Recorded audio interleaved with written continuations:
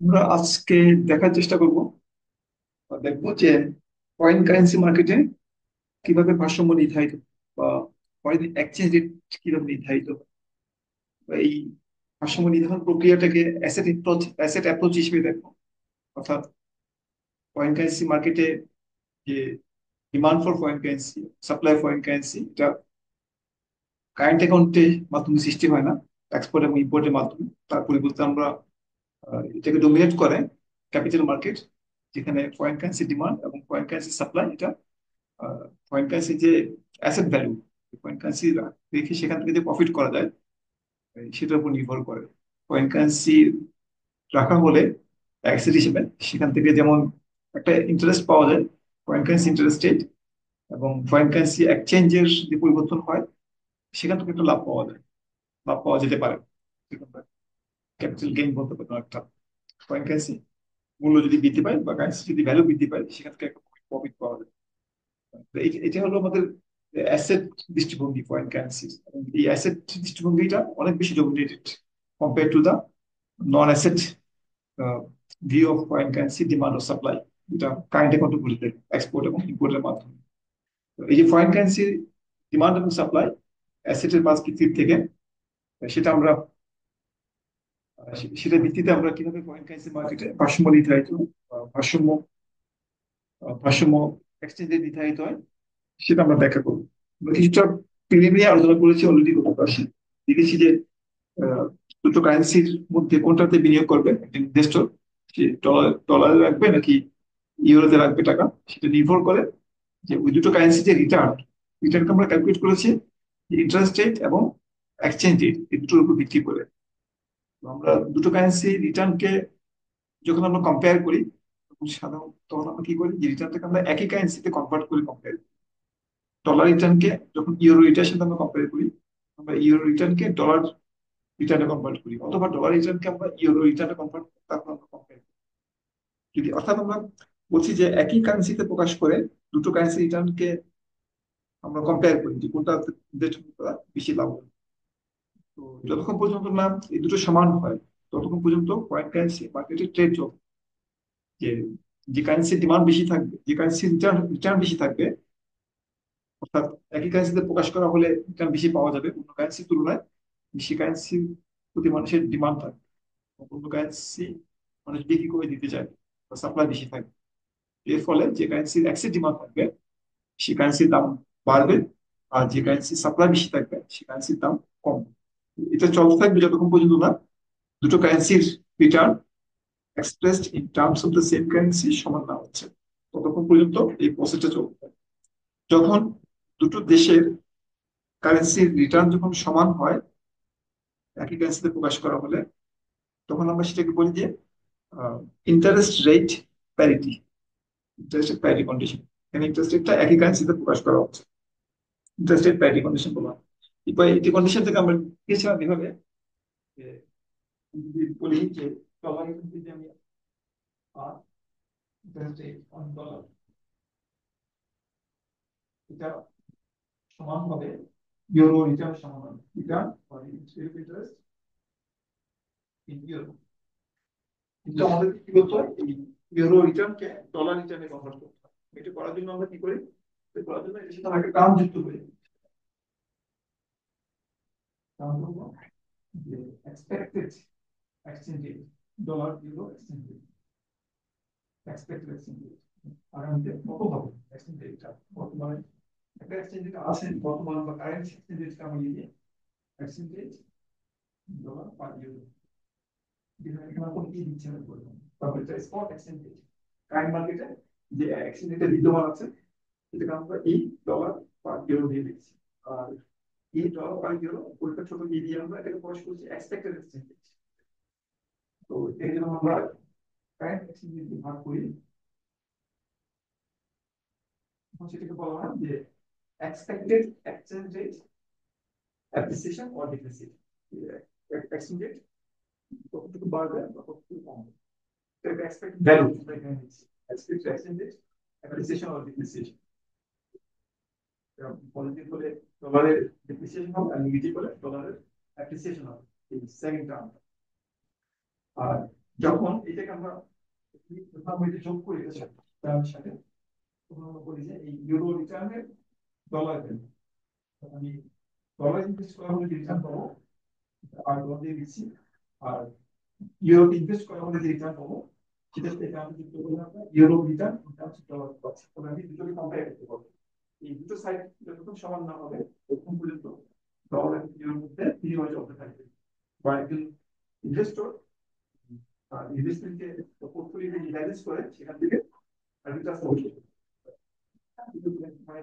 পারে। তাই সমান হচ্ছে ফরেন কারেন্সি মার্কেটে ইকুইভ্যালেন্ট কন্ডিশন। এটা হচ্ছে ফরেন কারেন্সি মার্কেটে ইকুইভ্যালেন্ট কন্ডিশন।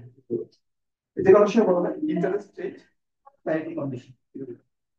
এবং ইন্টারেস্ট রেট বুঝছে আমরা interest parity condition, interest rate parity condition.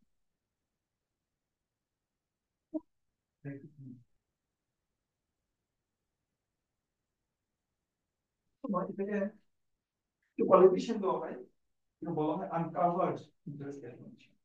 এটা আপনার যুক্ত করা হয়েছে আনকাভার্ড ইন্টারেস্ট প্যারিটি কন্ডিশন। কারণ ইন্টারেস্ট প্যারিটি কন্ডিশনের আরেকটা শব্দ আছে, আরেকটা ভার্সন আছে, এটাকে বলা হয় কাভার্ড ইন্টারেস্ট প্যারিটি কন্ডিশন, যেখানে এক্সপেক্টেড এক্সিডেন্টের পরিবর্তে এই জায়গায় ফরওয়ার্ড এক্সিডেন্ট বলা হয়। ফরওয়ার্ড এক্সিডেন্ট মানে যে নির্দিষ্ট সময় পরে, 1 বছর পরে বা 3 মাস পরে বা 6 মাস পরে ফরেন কারেন্সি কি রেটে ট্রেড হবে সেটা আগে থেকেই নির্ধারণ করে ফেলা, আগে থেকেই গ্যারান্টি করে ফেলা, বা লক ইন করে ফেলা, কত রেটে আমি ট্রেড করবো আগে থেকেই নির্ধারণ করে ফেলা। এবং যদি আমি এই এক্সপেক্টেড এক্সিডেন্টের পরিবর্তে যদি ফরওয়ার্ড রেট ব্যবহার করি তখন সেটাকে বলা হয় কাভার্ড লক ইন করে ফেলছেন এক্সিডেন্ট রেট। এখানে আমি জানি না কত কাভার করছি।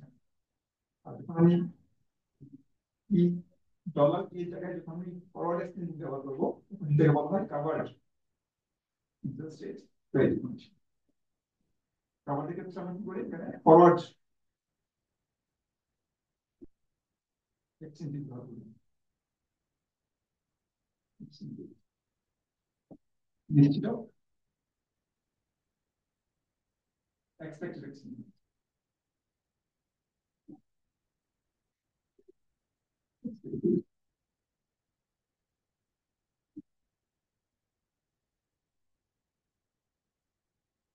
তাহলে আমরা কাভার্ড ইন্টারেস্ট প্যারিটি কন্ডিশন সেখান থেকে আমরা ফরওয়ার্ড রেটটা কত পাচ্ছি, পেমেন্ট ভ্যালু কত হচ্ছে সেটা আমরা দেখব।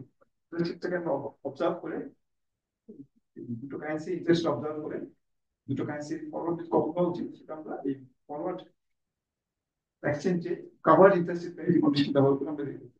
আর আনকাভার্ড ইন্টারেস্ট প্যারিটি কন্ডিশন ব্যবহার করে আমরা আমরা এই যে ডলারের ইন্টারেস্ট রেট এবং ইউরোর ইন্টারেস্ট রেট এবং কারেন্ট যে এক্সচেঞ্জ রেট সেটার উপর ভিত্তি করে আমরা এটা কত পাওয়া উচিত সেটা আমরা দেখব। এই দামগুলো দেওয়া থাকলে, এই তিনটা দাম দেওয়া থাকলে current exchange rate, euro exchange rate, dollar euro return এবং ডলার যদি দেওয়া থাকে আমরা এই মানটা দেখব। এখানে আমরা ফরেন এক্সচেঞ্জের কত ভারসাম্য সেটা আমরা দেখব। ডিরেক্ট আর ডলার আর ই এন্ড স্পট এক্সচেঞ্জ রেট দুটো সূত্র দুটো কাজে ব্যবহার করবো। কাভার্ড এক্সচেঞ্জের মাধ্যমে আমরা ফরওয়ার্ড রেটটা বের করতে পারি, ইকুইভ্যালেন্ট ফরওয়ার্ড রেটটা। আর আনকাভার্ড ইন্টারেস্ট রেট প্যারিটি কন্ডিশনের মাধ্যমে আমরা ইকুইভ্যালেন্ট এক্সপেক্টেড এক্সচেঞ্জ কত হওয়া উচিত সেটা সম্পর্কে আমরা ধারণা পেতে পারি। এখন আমরা এই কন্ডিশন থেকে ব্যবহার করে, ইন্টারেস্ট রেট প্যারিটি কন্ডিশন থেকে ব্যবহার করে ফরেন কারেন্সি মার্কেটে কিভাবে ভারসাম্য এক্সচেঞ্জ রেট নির্ধারিত হয় এটা আমরা একটা চিত্রের মাধ্যমে দেখা করি।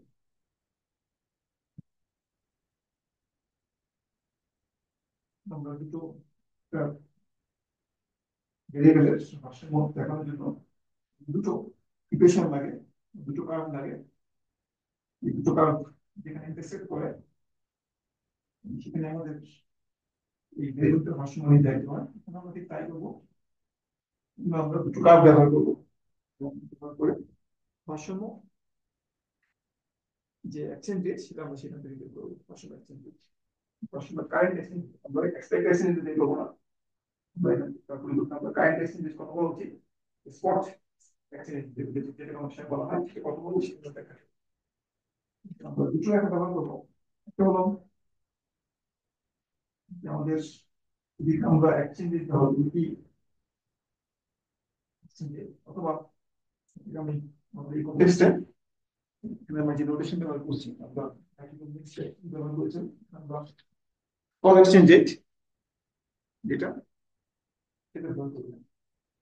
বুঝছি এক্সচেঞ্জ হলো ই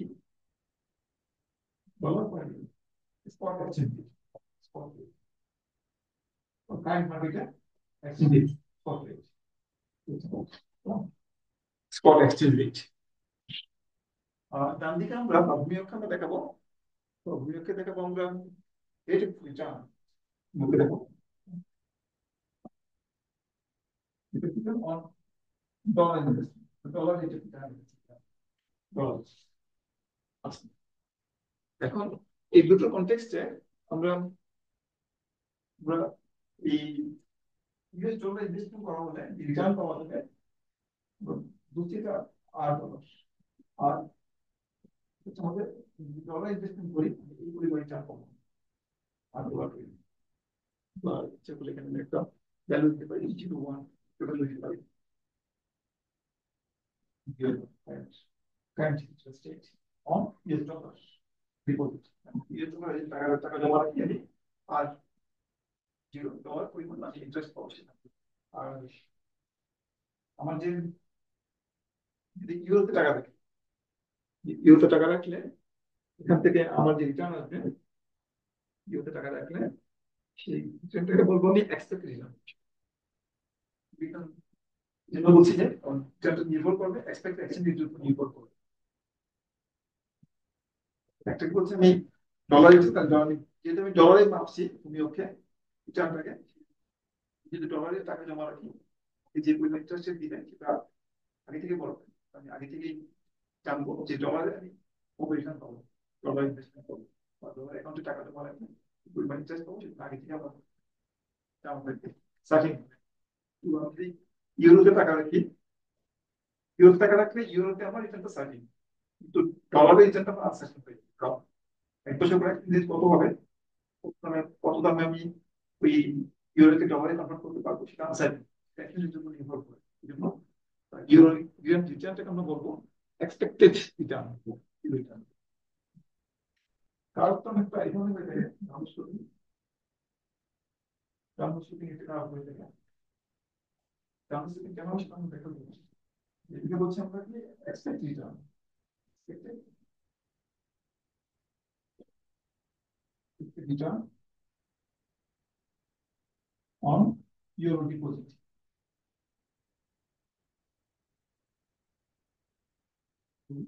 এটা কেন, যেহেতু ডলার এবং স্পট রেট এই দুটো কন্টেক্সটে প্রয়োগ করছি, মানে এই রিটার্নটাকে আমি ডলার প্রকাশ করছি, expect return on euro deposit expressed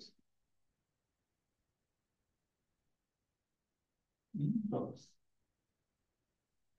দুটো থেকে ডলার প্রকাশ। এবং এই এক্সপেক্টেড যে রিটার্ন সেটা কারেন্ট রেট বা কারেন্ট যে এক্সচেঞ্জ রেট সেটার উপর নির্ভর করে। কারেন্ট এক্সচেঞ্জ রেট যদি কমে আমরা বলছি ইউরো রিটার্নটা বৃদ্ধি পাবে, কারেন্ট এক্সচেঞ্জ রেট কম, কারেন্ট এক্সচেঞ্জ কম মানে হচ্ছে ডলারের রিভ্যালু হওয়া বা ডলারের অ্যাপ্রিসিয়েশন হওয়া, কম মানে হচ্ছে ডলার অ্যাপ্রিসিয়েশন হওয়া, কম মানে হচ্ছে আর বাড়ানো হচ্ছে ডলার ডেপ্রিসিয়েশন। যখন আমরা যে এই রিটার্নটাকে প্রকাশ করছি ইউরো রিটার্ন, তো ফর্মুলার মাধ্যমে লিখি এটা হচ্ছে আমাদের euro return, euro in terms of euro, আর ডলার প্রকাশ করতে আমাদের কি করতে হবে এই টার্ম দিয়ে dollar euro return expected, dollar euro return spot দিচ্ছে না এই কোনো, আর ডলার ইউরো রিটার্ন এটা হচ্ছে এক্সচেঞ্জ রেট অ্যাপ্রিসিয়েশন বা ডেপ্রিসিয়েশন, এটা যোগ করে আমরা ইউরোর সাথে ডলার প্রকাশ করি এবং ডলার প্রকাশ করি। আমি যদি এখানে এই আমি যদি এটাকে যদি কমাই, কমাই দিই, এটাকে কমালে এই পুরো দামটা বাড়বে, আর এটাকে কমালে আমার যদি স্পট করে যদি কমাই ইনকামটা বাড়বে, একটু কমবে, রেশিওটা বাড়বে, টোটাল যে ভ্যালু সেটা বাড়বে।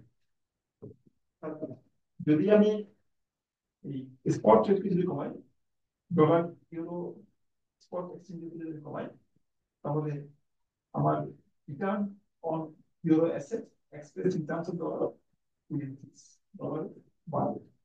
আবার আমি যদি এটা যদি কমাই উল্টো হবে, একটু বাড়াই, এটা বাড়ালে ডলার ডিপ্রিসিয়েশন হবে, ডলার ডিপ্রিসিয়েশন হলে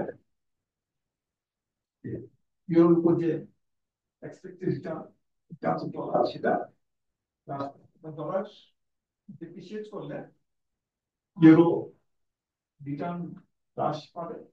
ডলার যদি কারেন্ট যদি ডিপ্রিসিয়েট করে, যদি বাড়ে, ডলার একটু কমবে। আর ডলার যদি অ্যাপ্রিসিয়েট করে তাহলে ইউরো রিটার্ন বাড়বে। কেন?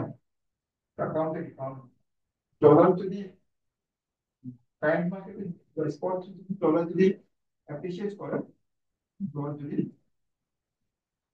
কারেন্ট মার্কেট যদি অ্যাপ্রিসিয়েট করে, এই given the expected change, এটা ধরে নিচ্ছি given ধরে নিয়ে ডলার যদি অ্যাপ্রিসিয়েট করে, ডলার কি যদি ইউরো যদি কম, সেটা হচ্ছে ডলার অ্যাপ্রিসিয়েট করে, একে given ধরে নিয়ে যদি ডলার যদি অ্যাপ্রিসিয়েট করে, এর মান যদি কমে, কমলে আমরা বলছি যে এটা তো ফিক্স, এটা তো চেঞ্জ হচ্ছে না, এটা তো ধরে নিচ্ছে না। যখন ডলার যখন অ্যাপ্রিসিয়েট করবে, অ্যাপ্রিসিয়েট করলে গ্যাপটা বৃদ্ধি পাবে, আমাদের গ্যাপ সেটা বৃদ্ধি পাবে। বৃদ্ধি পাওয়ার অর্থ হচ্ছে যে যে এক্সপেক্ট এক্সচেঞ্জের তুলনায় ডলারের যে ভ্যালু সেটা এটা কাইন্ডলি বৃদ্ধি পেয়েছে, কিন্তু আলটিমেটলি এটা এখানে যে পৌঁছাবে এক্সপেক্ট এক্সচেঞ্জে পৌঁছাবে, আলটিমেটলি ফলে ডলারের মানটা কি হবে, আরো ডিপ্রিসিয়েট হবে। এটা যখন স্পট রেটটা কমানো হচ্ছে, এটা গিভেন ধরে নিয়ে যে আমরা এক্সপেক্ট করবো কারেন্ট পজিশন থেকে ডলারের ভ্যালুটা কি করবে, অ্যাপ্রিসিয়েট করবে, অ্যাপ্রিসিয়েট করে ডলার যদি অ্যাপ্রিসিয়েট করে, তাহলে যারা ইউরোতে ইনভেস্ট করেছেন ডলার কোটা যদি অ্যাপ্রিসিয়েট, ডলার কোটা ডেপ্রিসিয়েট করে, বলছি যে স্পট মার্কেটে যদি ডলার কোটা যদি অ্যাপ্রিসিয়েট করে, কম করে অ্যাপ্রিসিয়েট করা, তাহলে গ্যাপটা বৃদ্ধি পাবে এবং ইন দ্য লং রান যে এক্সপেক্টেড রেটের সমান হবে, যেটা হচ্ছে আমাদের এক্সপেক্টেড আর যদি যদি হয় ফরওয়ার্ড রেট, সেটা সমান হবে, ফরওয়ার্ড রেটের সমান হবে দ্য লং রান।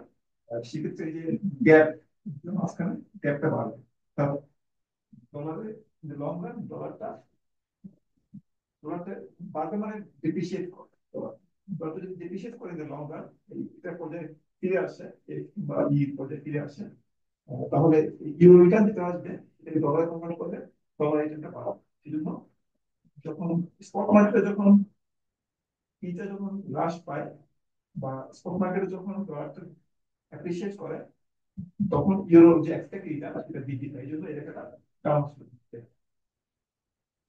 একটু কেন ডাউন। এখন আমরা এই দুটো লেখার মাধ্যমে আমরা পয়েন্ট কারেন্সি মার্কেটে ভারসাম্যটা কিভাবে নির্ধারিত হয় সেটা দেখি।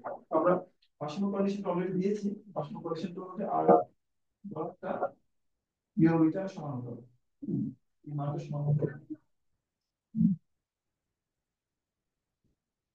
ডলার ইউরো এর value, dollar per euro spot value, dollar per euro spot value বা এক্সচেঞ্জ রেট অ্যাপ্রিসিয়েশন বা ডিপ্রিসিয়েশন যোগ করে আমরা ইউরোর সাথে ডলার রিটার্নটা বের করি। ইউরো তো কোথায় সমান হবে, এটা হচ্ছে লেখার সূত্র,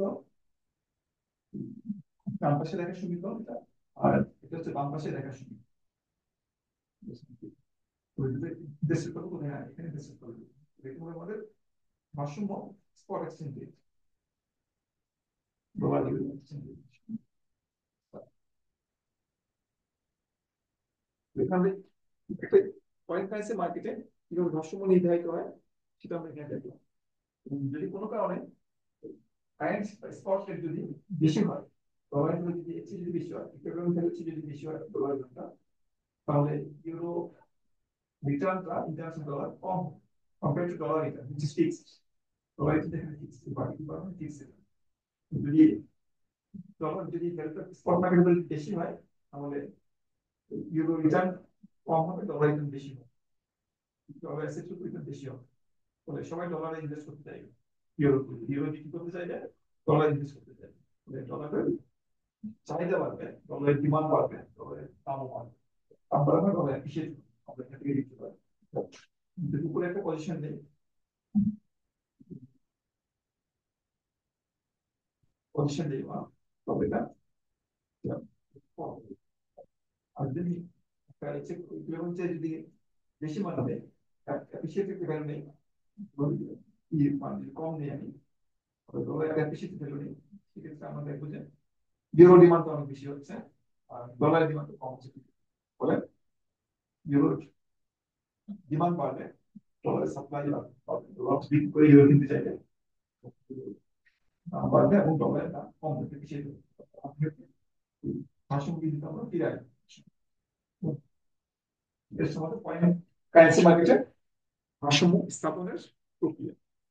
এখন এই ভারসাম্যটা কখন পরিবর্তন হয়, কি কি সোর্স থেকে পরিবর্তন হতে পারে, ঠিক বলে আমরা চেঞ্জেস নিউক্লিয়ার ভারসাম্য পরিধান, ভারসাম্য পরিবর্তন তো আমরা দেখতে পাই আমাদের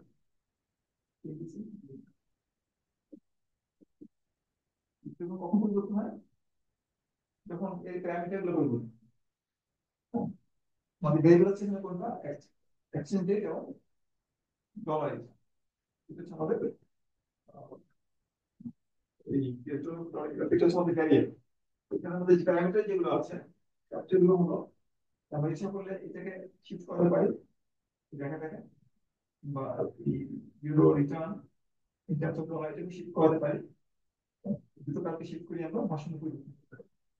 দুটো কাপ শিফট করার জন্য একটা হতে পারে আমরা যদি ডলার ইন্টারেস্ট বৃদ্ধি পায়, তখন যদি ইউরো তখন যদি ডলারের ইন্টারেস্টকে বাড়িয়ে দেয় compare to euro interest rate, সেক্ষেত্রে এখানে ডান দিকে শিফট করে। যদি আমাদের ডলার রিটার্ন যদি বৃদ্ধি পায়, তাহলে নতুন ভাষণটা নতুন ইন্টারসেকশন পয়েন্ট হবে। ফলে এক্সচেঞ্জ রেটে কি হবে, অ্যাপ্রিসিয়েশন হবে। এখন হচ্ছে যদি যদি আমাদের ইউএস ডলারের যদি ইন্টারেস্ট বৃদ্ধি পায়, তাহলে স্পট মার্কেটে যে এক্সচেঞ্জ রেট ডলার এবং ইউরো এটা অ্যাপ্রিসিয়েশন করবে, অ্যাপ্রিসিয়েশন করার পরে মানে এটা মানটা কমবে, ডলার ইউরো যে স্পট রেট এটা কম বা ইকুইভ্যালেন্ট এক্সচেঞ্জ রেটটা ডলারের পক্ষে যাবে বা ডলারের ভ্যালুটা ইনক্রিজ করবে, ডলার ভ্যালু রাইজেস কমলে উঠবে। আর নম্বরটা হলো যদি আর্নি যদি বৃদ্ধি পায়, এটা যদি বৃদ্ধি পায়, আয় বৃদ্ধি পেলে এই জায়গাটা দাম বেশি, কারণ আমরা স্টুডেন্ট এটা দাম বেশি। তো সেক্ষেত্রে আমাদের এটা যদি দাম বেশি করে আমাদের ইন্টারসেকশন পর্যন্ত বৃদ্ধি করে যাবে এবং উঠে যাওয়ার অর্থ হচ্ছে স্পট মার্কেটে ডলারের ভ্যালুটা হ্রাস পাবে। দুই নম্বর হলো যদি ইউরো রিটার্ন যদি বৃদ্ধি পায়, সেক্ষেত্রে আমাদের ভারসাম্য যে exchange rate dollar euro exchange rate সেটা ডেপ্রিসিয়েট করছে, ডলারের ডেপ্রিসিয়েশন কি বাড়ানো, ডলার ডেপ্রিসিয়েট। দুটো সোর্স, আরেকটা সোর্স আছে যেটা যদি 3 নম্বর সোর্স যদি বলি থেকে আমরা 3 নম্বর সোর্সটা হবে যে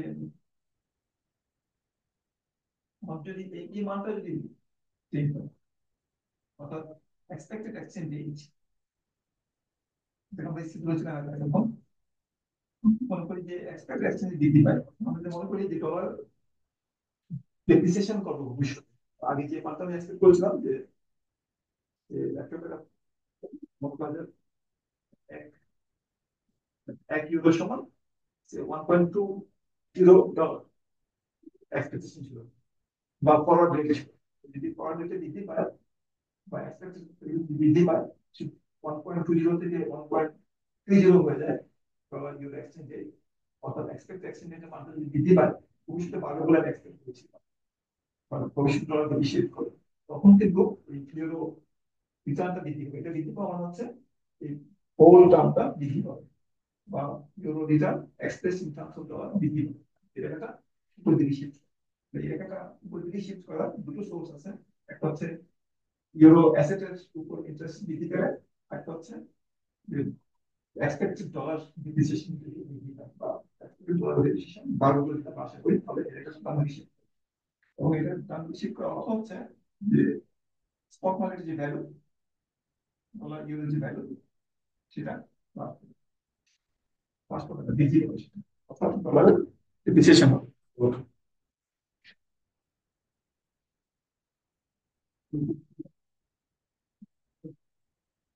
ডলার ডিপ্রিসিয়েশন এটা কোনো দেখছি কিনা আমরা, হচ্ছে ইন্টারেস্ট বৃদ্ধি পেলে ইউএস ডলারের উপরে ডলার অ্যাপ্রিসিয়েট করবে, ইউরো ইন্টারেস্ট বৃদ্ধি পেলে ডলার স্কাই মার্কেটে, স্পট মার্কেটে ডলার ডিপ্রিসিয়েট করবে, এবং এক্সপেক্টেড এক্সচেঞ্জ বৃদ্ধি পেলে স্পট মার্কেটে ডলারটা ডিপ্রিসিয়েট, চিন্তা করবো আমরা অবজার্ভ করবো। এখন এই যে আমরা যে ইন্টারেস্ট বাড়াচ্ছি, এই ইউএস ইন্টারেস্ট রেট কিংবা যে ইউ ইন্টারেস্ট রেট বাড়াচ্ছি, এই বৃদ্ধির সোর্সটা কিন্তু কোথেকে ইন্টারেস্ট রেটের পরিবর্তনটা আসবে? সাধারণত ইন্টারেস্ট রেটের যে পরিবর্তন, ইন্টারেস্ট রেটের পরিবর্তনটা সৃষ্টি হয় মানি মার্কেট, বা এই জন্য অ্যাসেট মার্কেট, অ্যাসেট মার্কেটের সাথে মানি মার্কেটটা আমরা লিঙ্ক করবো।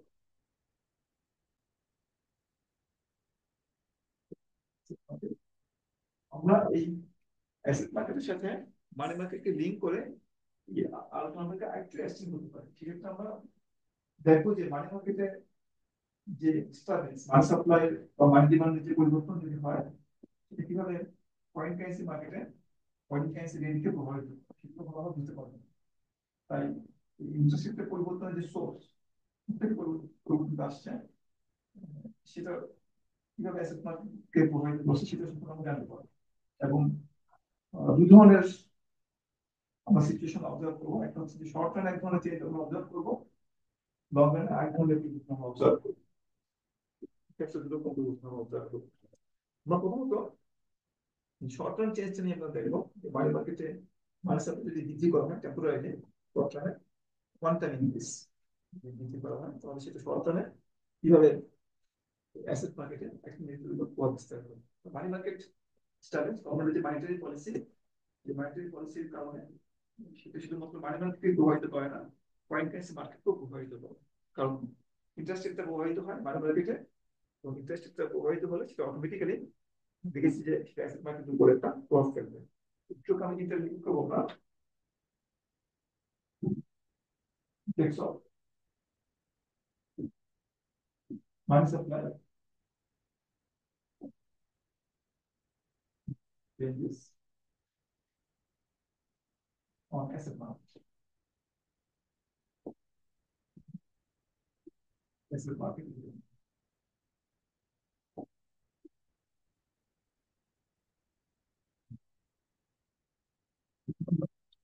তো পার্ট থাকবে, তো আমরা জোড়াবো, তো উপরের পার্ট অ্যাসেট মার্কেট দেখাবো, আর নিচের পার্ট আমরা মানি মার্কেট। অ্যাসেট মার্কেট আগের মতোই থাকবে, অ্যাসেট মার্কেটটা মানি মার্কেটটাকে আমরা যেহেতু উল্টিয়ে দেখাচ্ছি না, মানি মার্কেট থেকে আমরা উল্টিয়ে দিয়েছি, মানি মার্কেট সিস্টেম ঠিক আছে আগে উল্টিয়েছি। মানি সাপ্লাই আমরা কি করতে পারি, মানি সাপ্লাই এবং মানি ডিমান্ড,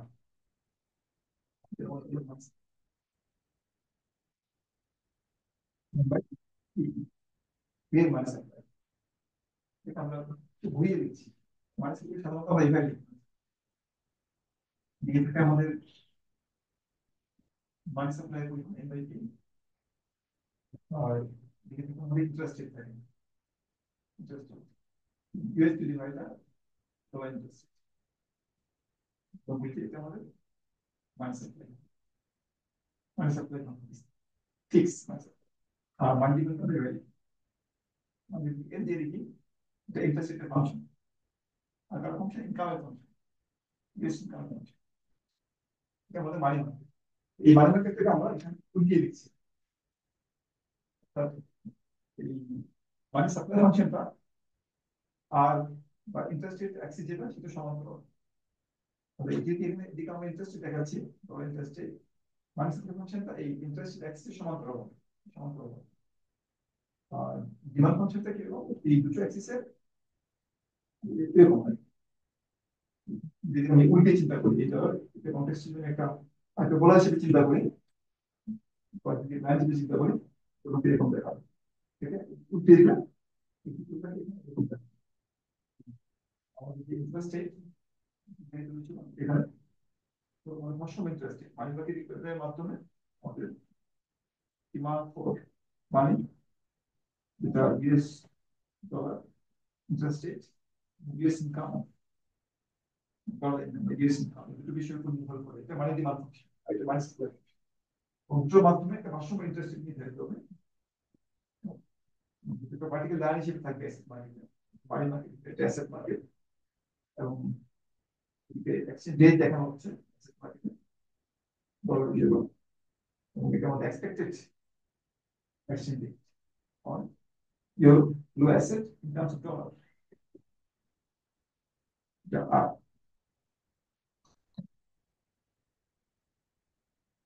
এটা ডলার প্রকাশ করলে আমাদের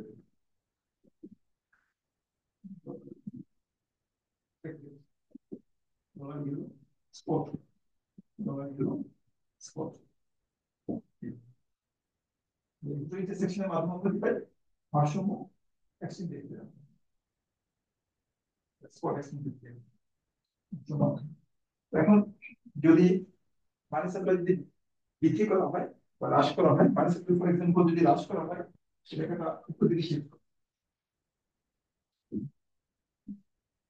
করবে না, মানি সাপ্লাই ফাংশন একটু উপযোগী শিফট করবে এবং ইন্টারেস্টটা বৃদ্ধি করবে। আর যদি পায় উপযোগী শিফট করবো, ভারসাম্য বিন্দুটা চলে আসবে। তাহলে ই থেকে ডলার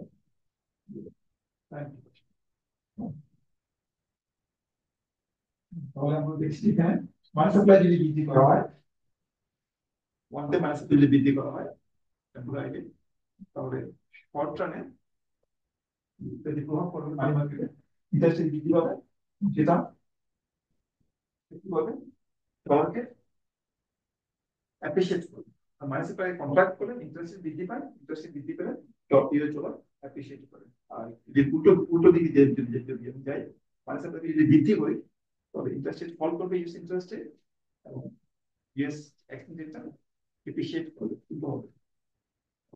এটা হচ্ছে শর্ট টার্ম ইফেক্ট। যদি আমরা লং রানের কথা চিন্তা করি, লং রানের কথা, লং রানে প্রাইসটা অ্যাডজাস্ট করে, শর্ট টার্মে প্রাইসটা ফিক্স থাকে। তো লং রানে দেখা যাবে প্রাইসের উপর একটা প্রভাব পড়বে। প্রাইস বৃদ্ধি পেলে লং রানে যদি প্রাইস যদি বৃদ্ধি পায়, মানে সাপ্লাই বৃদ্ধির কারণে, তাহলে এ বাই পি রেশিওটা আগে থেকে ফিরে আসতে পারে, রিয়েল মানে সাপ্লাইটা আগে থেকে ফিরে আসতে পারে, ইন্টারেস্ট রেটও আগে থেকে ফিরে আসবে, ইন্টারেস্ট রেট আগে থেকে ফিরে আসবে। এবং আমাদের এক্সচেঞ্জ যেটা ডেপ্রিসিয়েশন করেছিল কিংবা অ্যাপ্রিসিয়েশন করেছিল, সেটা আগে থেকে ফিরে আসবে। তো মানে সাপ্লাই বৃদ্ধিটা শুধুমাত্র প্রাইসের বৃদ্ধি করবে, এবং নমিনাল যত বৃদ্ধি হবে প্রাইস তত বৃদ্ধি হবে, মানে সাপ্লাই অর্থাৎ মানে সাপ্লাই বৃদ্ধি হচ্ছে নমিনাল, নমিনাল প্রভাব পড়বে, রিয়েল কোনো প্রভাব পড়বে না। মানে সাপ্লাই বৃদ্ধি করা হলে যত পার্সেন্ট মানে সাপ্লাই বৃদ্ধি করা হবে তত পার্সেন্ট প্রাইস লেভেল বৃদ্ধি পাবে, এবং তত পার্সেন্ট নমিনাল এক্সচেঞ্জ রেটের ডেপ্রিসিয়েশন, রিয়েল ভ্যালু গুলো বা রিয়েল ভ্যালুগুলোর উপর কোনো প্রভাব পড়বে না। তো এটা আমরা সংক্ষেপে এক্সচেঞ্জ কিভাবে নির্ধারিত হয় ফরেন কারেন্সি মার্কেটে, এটা কি ধরনের প্রভাব ফেলে বিভিন্ন সোর্স থেকে, তার একটা সংক্ষিপ্ত পরিচয়। তো আমরা আজকে এতটুকুই রাখবো।